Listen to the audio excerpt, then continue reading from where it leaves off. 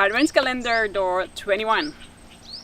Only a couple of days to go till Christmas. The 21st of December and winter solstice in the northern hemisphere. Embracing the dark, the topic today. It's not really appealing for Christmas, right? But we thought that because many people experience a lot of stress, it would be nice to also look at the more darker aspects. Like ancient cultures, they celebrate the winter solstice. Until today it gets celebrated. But some cultures, they believe that at this night the evil spirits are increasing. That's why, for example, in Iran, the family would gather together, eat together, and they would read poems to each other to be protected of the evil spirits in the family. If you look at the modern society, what I can see, and I don't know how it was in ancient times, what I can see is that gathering with a family, it's not always where it feels protected. So especially over the holidays, there's an increase of domestic violence. And so if this is the case for you, really, really please go and search for help. Reach out. If you know someone who is in danger, please, please, please reach out for this person. Help this person to get help. It's really important. So, but I can for sure with this little talk not heal all the domestic violence, but I still want to look at point out some of the dark spots of Christmas. And this is, it doesn't need to go into violence, but already there are more arguments or friction, tension inside the family that makes Christmas feel like not really comfortable for us. So what can we do?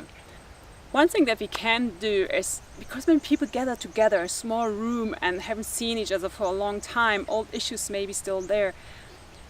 Try not to solve all the issues that are not spoken about all the year to bring it in now. If there are topics that increase tension, maybe, and they're not life, survival importance, whatever, leave them out for that day. And see if you can create alone time. If people need to retreat, can there be time offered? They can go into nature or whatever to have alone time.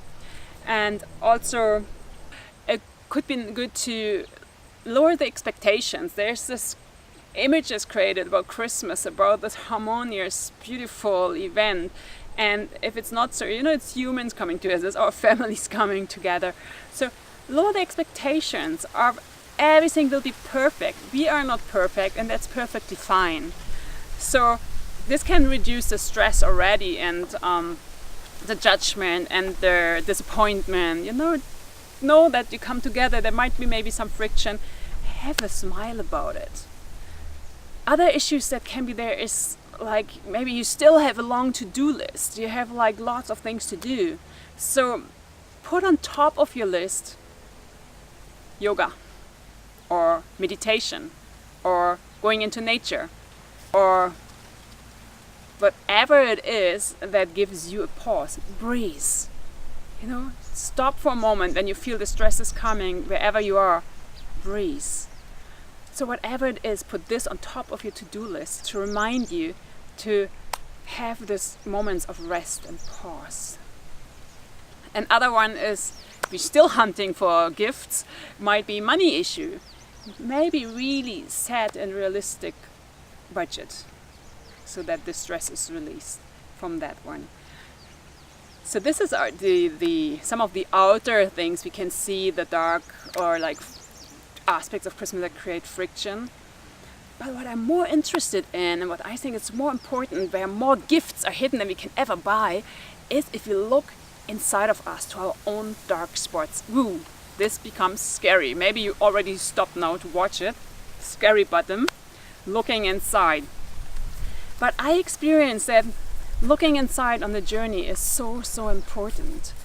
And this is an invitation to look maybe on your own dark spots. What are the dark spots? This is the stuff that we reject, we push away, we push to side, we don't want to look at, we're afraid of. Nobody should ever discover it. So we really keep it like in our basement, or like I like to have the picture of a boiling pot. We're sitting on it and it's like we keep all our energy, like not all maybe, but a lot to keep it down. But if we would open this lid and let it bubble up a little bit and then maybe close for a while and we look at aspects, we need less energy to keep it down. So all of all of these things is nice.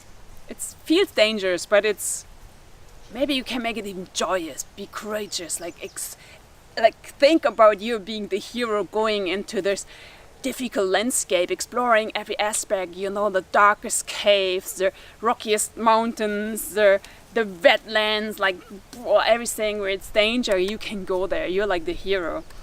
And it is like Christmas is the time for me of fairy tales and myth. So maybe really it can be the hero's journey, like I love Lord of the Rings, and I like the scene where they have to go through the mountain. They want to cross over, but it's not possible to go outside, like you cannot surround it, you cannot go above, you have to go through, you have to go into the darkness, and they know it's dangerous. So there's all these dark creatures waiting. And especially the big demon, and we don't want to meet our demons. But Gandalf the Grey, he has to face this demon, and he has to fight with him, and he has to kind of, in this process, integrate him to come out as Gandalf the White, from Gandalf the Grey to Gandalf the White. And what is happening in this process? He gains more energy. He gets a more powerful sorcerer. That's amazing. The same happened to us. When we have the courage to face our dark side and we can integrate it, it will give us more energy. And this is a big gift. It will give us more wisdom as well, compassion and love. So this is an invitation to one challenge, to look and go into your own inner dark sides. And I can tell you one story of mine. One dark aspect of my life is created very, very, very in my childhood, like as a baby. And I got some moments of abandonment when my parents wanted to travel and I was 3 months old, and they gave me to my grandmother, a lovely woman, but the baby doesn't understand being away from mama. Then when I was 5 years old, I had to stay in hospital and nobody was allowed to visit me. I didn't understand the language, it was in a foreign country. And then another one was where some friends, when I was maybe 8 years old, left me alone, and the place where I didn't know where I am and how to find back home. And all the three situations were life-threatening in my experience for me. So being left alone, or sometimes even I have to wait a long time at home for especially for Christian, my partner, can create and bring up this old fears. And then when he comes back, I can first react. It's a reaction, which is kind of ignoring him, because it's like I'm already in danger zone and he's the one who did it. When I understand, I go to the dark spot and I see, oh wow, yeah, this is the baby now reacting. I can breathe, and then I can think about, what do I want? I want to have a loving relationship, and I know it's not what he did, it's what's coming up from me, so I can respond in a different way. I can set an intention. When he comes to the door, I will be there, I will be say hello and be available. So but it's funny, it's an easy thing. You say it's normal to run to the door, hey honey, here, it's nice you're back. No, it's not. For me it's not, because it's conditioned so early that it's dangerous if someone is leaving me, and especially for now for long time. So, and long time is relative. I promise it's only for me long, it's not for someone else. You would say well, are you crazy? Yeah, crazy minds, that's what we have, and that's what we can explore. So this is an example where we can go. If you want to go there, take the challenge. Make sure that you have that you have some self-love about you. Don't use or misuse it to judge you more, to hate you more. Then it's not the right time to go there, to the dark places. You have to go there with humor, with love, compassion, the willing to heal, and you need to be ready. But if you're not there, practice self-love, prepare yourself, then it's time to preparation. The other challenge that we want to invite you to is, and I wanted to read you, I want to read you a quote about this shadow exploration. It is from Carl Jung, and I like him to take a quote from him because he is the one from psychology who really brought the shadow work, going into the dark. It's called in psychology shadow work. He brought this really into existence, or shadow awareness on it. For me, it's always part of the spiritual part as well, but he brought it as a term into the Western psychology. And he said, one does not become enlightened by imagined figures of light. but by making the darkness conscious. One does not become enlightened by imagined figures of light, but by making the darkness conscious. That's amazing.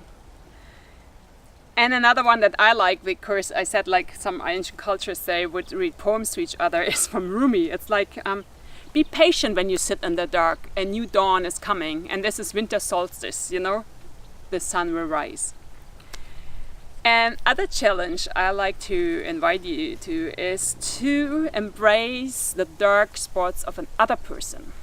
So if you're maybe a little advanced, or you know, that's what you want to try, you're ready for this, don't choose maybe the most difficult person, most difficult thing. If it's new to you, or you feel like, this is already shaking me a bit and it's scaring me, take something easy. But maybe even from someone you will encounter at Christmas that you feel it will be difficult.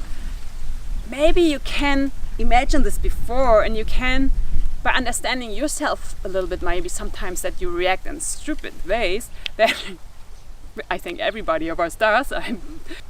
By knowing yourself, you can understand that this comes not from like a personal thing. It's not personal against you. It is the reactive pattern of that person that is activated. And so you can like see it, and maybe you can have some humor about it, but have mostly compassion and love for the person. See that the person is trapped into old conditioning. And know that everybody is reaching out for love and happiness, but often we don't know how to do this because of this. We don't know how to do it because of these conditionings that we experienced. And so that what can heal us inside of ourselves and in contact with others is love and compassion mostly. And it will rise wisdom, and we will have more energy. And we can, by embracing the dark, we can experience our heart as being so big, you know. Sometimes we underestimate the power of our heart. It's amazing how much your heart can love, and love never gets less by love. So invite and connect with your big heart, and it's a good thing to do before you go into shadow work, to connect with your heart, with the love, with the compassion. Sit for a while and first invite these qualities, and when those qualities are there, open the door and go down the staircase into the basement and explore. So this is a big invitation. I like to end the thing with a poem from Hafiz, because Hafiz is a poet that in Iran, and on winter solstice the families like to read to each other. And he wrote many beautiful poems, and this one is related to the dark. I wish I could show you when you are lonely, or in the darkness, the astonishing light of your own being. Have a good, safe journey embracing the dark. I love you. Thank you for your courage.